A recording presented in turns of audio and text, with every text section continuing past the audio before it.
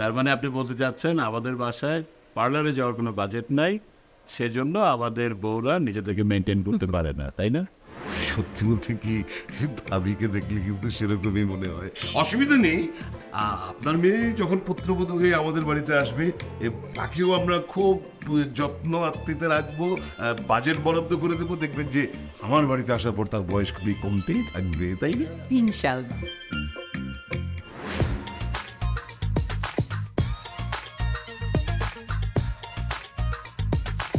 তোরা এখানে কথা বল, আমি একটু লামিয়ার সাথে কথা বলে আসি।